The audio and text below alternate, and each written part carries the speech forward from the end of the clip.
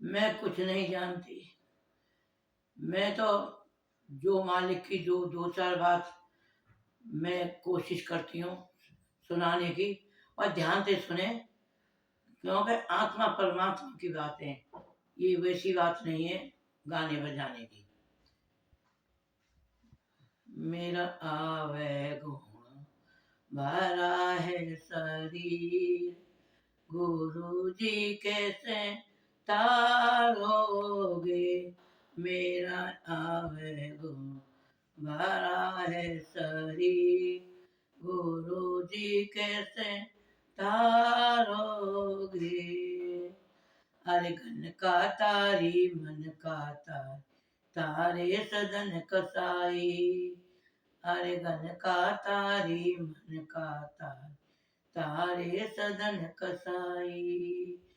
अरे सुआ पड़ंतिर में ना पताड़ी, ताड़ी है मीरा सी भाई, गुरु जी कैसे तारोगे।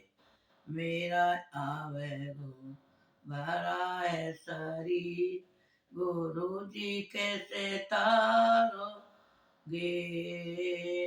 मेरा आवे गुण भरा है शरीर, गुरु जी कैसे तारोगे।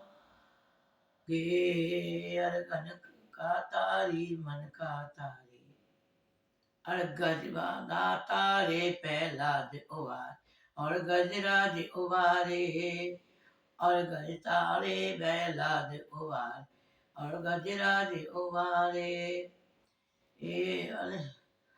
और काशी जी की नरसिंह जी का बात वरण को, द्वारका ते कृष्ण पधारे, गुरु जी कैसे तारो। हे मेरा आवे गुण भरा है शरीर, नाथ कैसे तारोगे।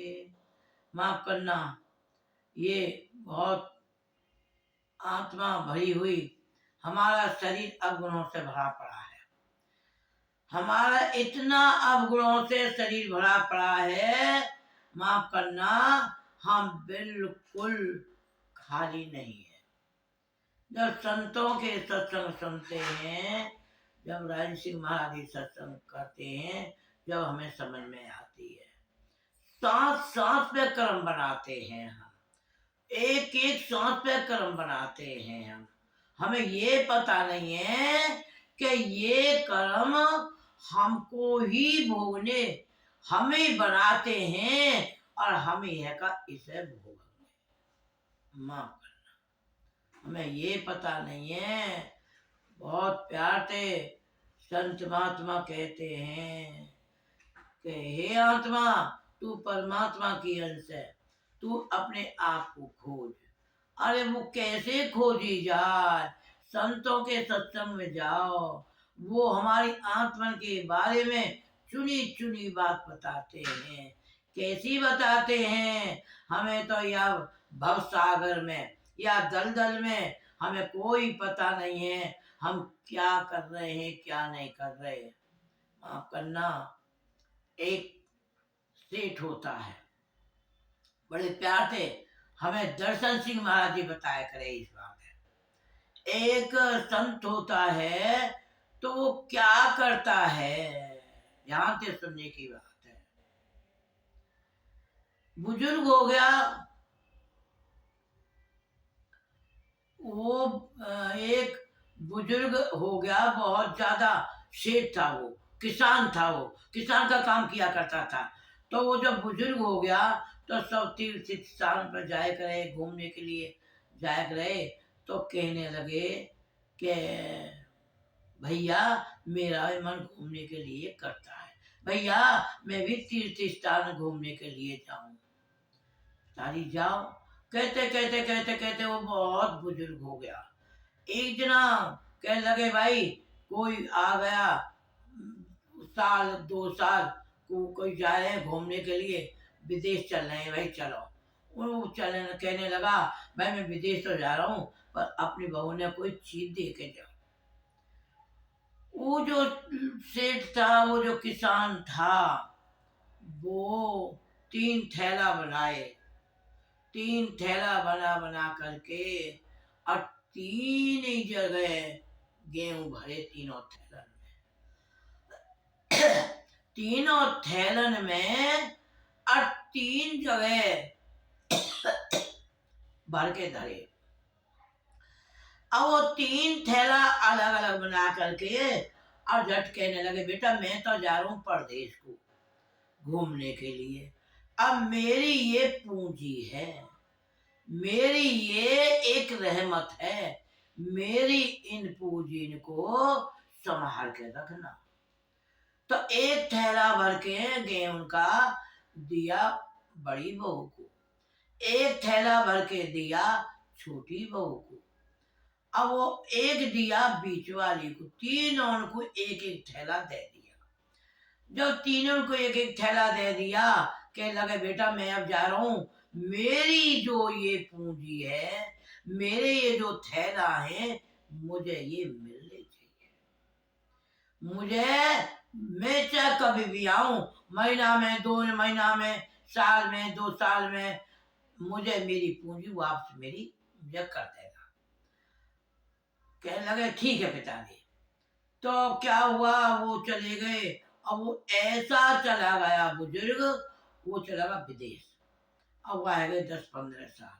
अब 10 से 15 साल में क्या करा, वो सबन बड़ी बहू ने उस थैला जो था गेहूं का, वो खेत में बुवाया। खेत में बुवा करके आई साल वहां 1 कट्टा करा, फिर 1 कट्टा कर, फिर 2 कट्टा करे, फिर उनने 3 कट्टा करे, फिर 4, मतलब धांग लग गई गेहूं की।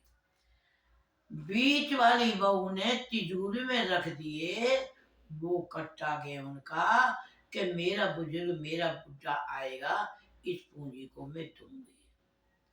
छोटी बहू ने कोने में डाल दिए।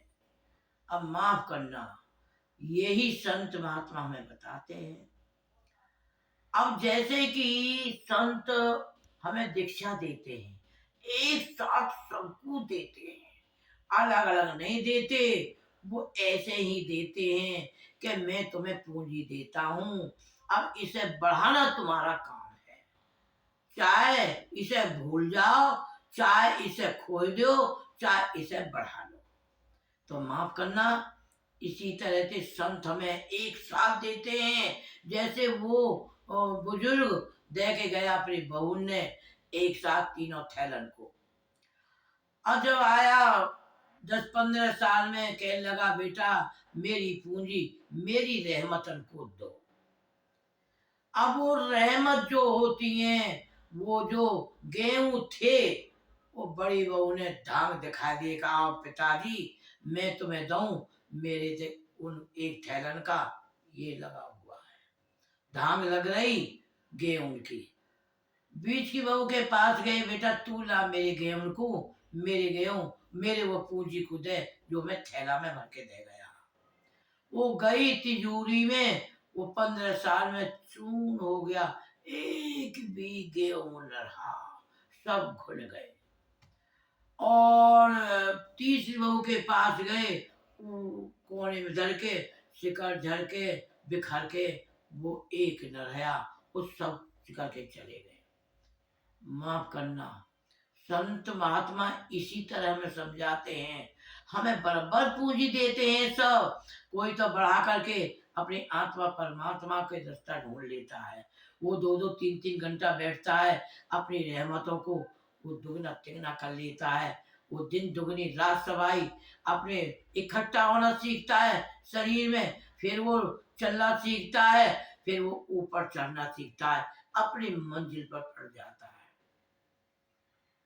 अपनी मंजिल पर पड़ जाता है। और एक, जैसे कि बड़ी बहू ने नामदान ले आए, कभी भजन करो कभी ना करो, वो हमने वो मतलब ना तो इधर के ही ना उधर के ही, वो घुने की तरह वो हमारे अंदर ही रखे रहे। एक वो जो 3 नंबर की बहू हुई, वो कोई मुआवार होगी, वो धर के ना, वह गेहूं ने अब आके वो सब सिकल के चले गए, बिखर बिखर बिखर के सब सिकल के चले गए। वो बात कौन सी थी? वो बात वो थी कि नाम को बिल्कुल भूल गई। वो हम पे थे, जो नाम थे वो भी हम निकल गए। माफ करना, ये जो रहमत होती है, ये जो दौलत होती है, ये जो दीक्षा होती है, ये परमात्मा से एक करने की होती है। ये आत्मा परमात्मा मिलाने की दीक्षा होती है। हम बड़े प्यार से संत महात्मा हमें दीक्षा देते हैं। क्या कहते हैं भाई? तेरे अंदर आत्मा है, तेरे अंदर परमात्मा है। इनको तू कभी ऐसा करके इनका मिलाप तो कर। लेकिन हम बैठते हैं, हमें का दुनिया में घूमते हैं। अब माफ करना, दुनिया में घूमना यही अपना लग के बैठे अपनी मंजिल की बड़े प्यार से दर्शन सिंह महाराज जी कहते हैं कि मिलेगा रूह को परवाज देकर देख जरा, अरे करीब है, करीब है भाई। माफ करना, जो जितना करीब हमारे परमात्मा है, हमारे घर वाले दूर है, हमारे बच्चे भी दूर है, हमारे माफ करना हम कहीं घूमने भी जाते हैं तो हम सबसे दूर हो जाते हैं। परमात्मा तो हमेशा हमारे अंदर रहता है, हमारा हमेशा हमारे पास रहता है। सब दुनिया दूर हो सकती है लेकिन परमात्मा दूर नहीं हो सकता है। हम दूर हो गए लेकिन हमारा परमात्मा दूर नहीं है। तो माफ करना, सत्संग में क्या होता है? केवल यही बताया जाता है कि आत्मा परमात्मा का मिलाप कैसे होता है। संतों के द्वारा, उस पूंजी के द्वारा, उस सत्संग सुनने, ध्यान से सत्संग सुने, फिर ध्यान से हमें हलचल होनी चाहिए, हमें चालों को मन नहीं भटकना चाहिए। ध्यान से अपना एक टिक है कि हम बैठे, जब एक टिक बैठेंगे तो हमारी आत्मा और परमात्मा, माफ करना, बड़े प्यार से कहते हैं, बहुत प्यार से संत महात्मा समझाते हैं। ये मौका बड़े भागों से मिलता है भाई। दुनिया को भूलो, घर के काम को भूलो, लेकिन परमात्मा को मत भूलो। ये परमात्मा एक ना एक दिन हम किस तरह उससे मुंह दिखाएंगे। हमने क्या किया, हमने उनसे क्या क्यों कभी हमने कोशिश नहीं करी भाई। हमें इतना तो हो कि हमारी हम जब जाएं, हमारी आत्मा जब जाए, हमारी नजर उससे मिल जाए। कब मिलेगी नजर? जब मिलेगी जब उनका हम कहना मानेंगे, जब हम कोशिश करेंगे उनसे मिलने के लिए। हम इतने नहीं, माफ करना, हमारी नजर मिल सके। बहुत प्यार से भाई, इसीलिए तो कहते हैं एक घड़ी आधी घड़ी, आधी से पुनियाद, तुलसी संगत साथ की कटे कोट अपराध। एक घड़ी सत्संग की जो होती है बड़ी कीमत होती है। इसकी हम नहीं समझते, संत महात्मा जब समझाते हैं, जब हम समझते हैं। तो माफ करना, इन शब्दों के साथ सत्संग का समय माफ करना। जो भी गलती है कि हाथ जोड़ के माफी मांग रही हूँ।